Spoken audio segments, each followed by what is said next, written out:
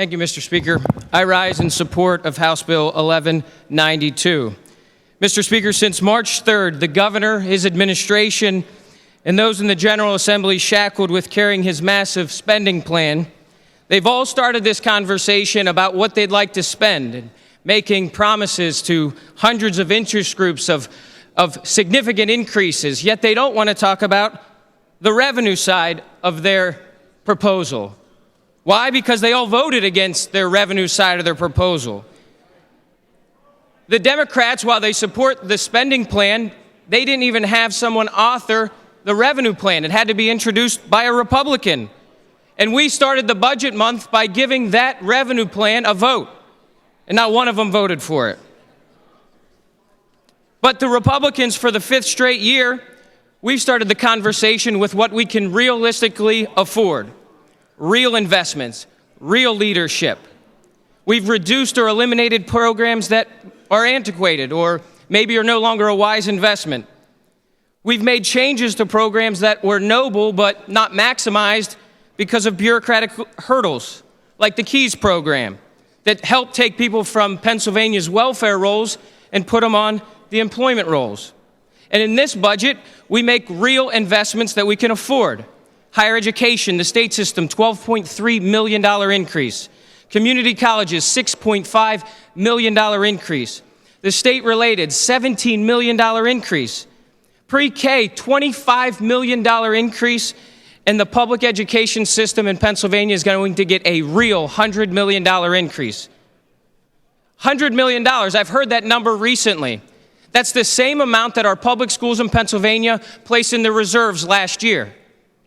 In the last 4 years, they've put over $500 million in their reserve counts, yet we hear that it's raining and pouring outside. They're sitting on $4 billion of reserves, yet the other side of the aisle want to talk about the fact that they're underfunded. Just last year, they added $100 million to their reserves. Yet the House Republicans are increasing investment by another $100 million. Another $100 million. It's safe to say that if they're saving that amount of money, then we are doing our job in Harrisburg and we're being responsible to the taxpayers.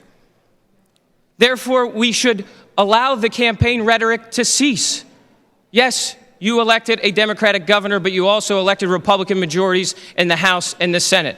And the people of Pennsylvania understand that. It's time that we all understand that in Harrisburg. Now, it's true we haven't seen rapid revenue growth, but we have seen reasonable revenue growth.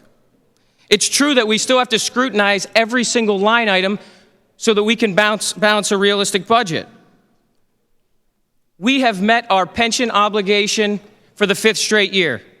But the reality is, it took a $573 million increase to do it. We had to spend $1.7 billion on the school's retirement plan. We can't afford the status quo for our pension system. And the idea that raising taxes is the only way that we can raise revenue in the general fund is ridiculous. The Republicans have increased revenues while fending off every tax increase known to man. We've increased revenue in a responsible and common sense way. When you have more people employed in Pennsylvania, you have more people paying the personal income tax rate, and the revenue goes up. When more companies start up in Pennsylvania and move into Pennsylvania, you have more paying the second highest corporate net income tax in the country, and revenue goes up. When our economy is allowed to grow, workers earn a higher wage, more money to spend, more sales tax revenue. What the governor says is he's for increased revenue, but his first action when he gets the keys to the office was to sign an executive order stopping non-surface impact leasing. Cost us $90 million in the current year. $90 million that I will add and say stopped us from having a $90 million higher surplus. And yes, we have a surplus in Pennsylvania. You can call this year's budget a gimmick, but last year we spent $29.1 billion, but we brought in $29.4 billion. That's a $370 million surplus. Enough with the gimmicks in this sham discussion. A property tax gimmick is when the governor says he's going to give property taxes, but in 2015-16, not a dime of his plan would go to property taxes. A sham budget is when you say you're increasing spending by $700 million. Sir. Yes, Mr. Speaker. I apologize. You do have to. Thank you, Mr. Speaker. Conclude. I urge a yes vote. Thank you, sir.